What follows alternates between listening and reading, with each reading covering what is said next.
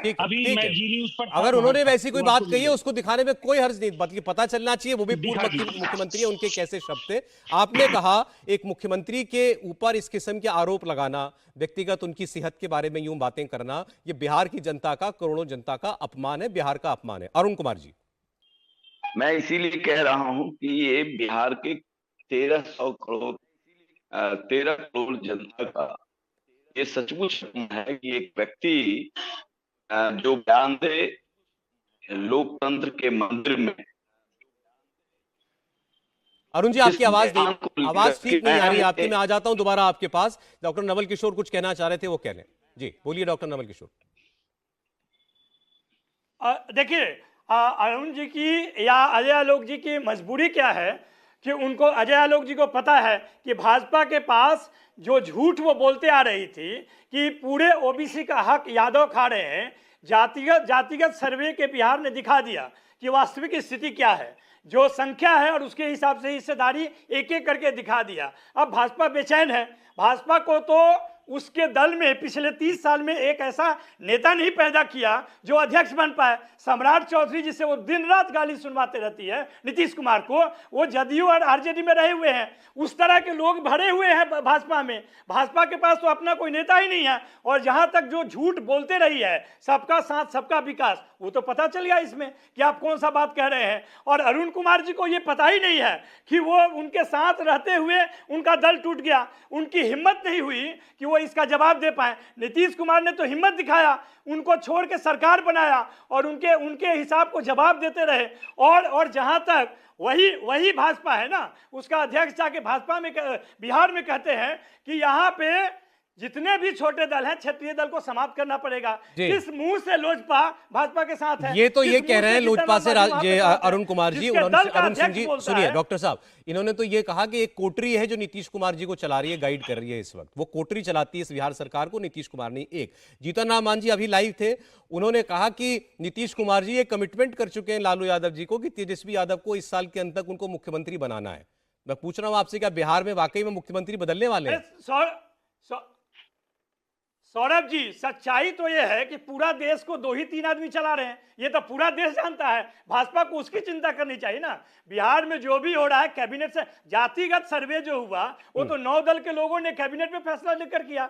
जो आरक्षण के दायरे बढ़ाए गए उसमें भी 9 दल है। कहां भाजपा उसका विरोध की? तो ये बात कहना कि वो अलग से काम कर रहे हैं, मुझे लगता है उनकी राजनीतिक समझ बहुत कमजोर है। अजय आलोक जी जवाब दीजिए, बोलिए अजय आलोक जी। जिस संगठन देखिए सौरभ जी, सबसे पहली बात कि आज जो ये जातिगत सर्वे पे छाती पीट रहे, राजीव जी कह रहे कि जमीन सरक गई है, इन्होंने कहा आरक्षण का दायरा बढ़ा दिया। कृपया रोहिणी आयोग की रिपोर्ट पढ़ लेते जरा, जो 2022 में ही राष्ट्रपति के पास जमा हो गई है।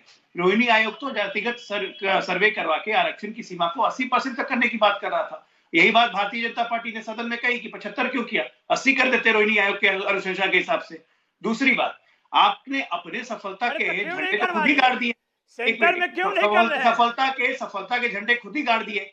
जब आपके रिपोर्ट आती है, आपके आर्थिक सर्वे की रिपोर्ट आती है कि 32 साल से आप दोनों दल का शासन रहा, तभी 46 लाख बिहारी बाहर काम करने जाता है, 7.5 लाख बिहारी स्टूडेंट्स बाहर में पढ़ रहे हैं। ये शिक्षा, ये रोजगार, ये कहाँ गया आपका? अगर यही मॉडल आपको देना है। तीसरी बात, भारतीय जनता पार्टी से कंपेयर कीजिए मत, क्योंकि आपके नाम पे जब अगर सत्ता की भागीदारी लेने की बात होती है तो जाति में भी एक जाति है, एक जाति में भी एक ही परिवार, चाहे वो आप हो, चाहे अखिलेश यादव हो, चाहे डीएमके के स्टालिन हो, चाहे गांधी हो कांग्रेस के, एक जाति में एक ही परिवार। बीजेपी की क्या बात कर रहे हैं?